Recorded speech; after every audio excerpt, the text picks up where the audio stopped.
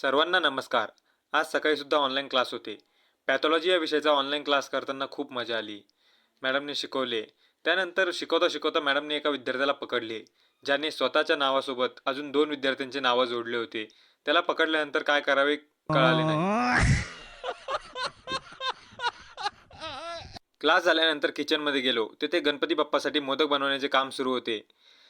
आमच्या कॉलेजच्या मुलींना मोदक बनवता येत नव्हते. त्यामुळे आई जेव्हा काही काम सांगते, ते काम आपण लक्षपूर्वक करावे.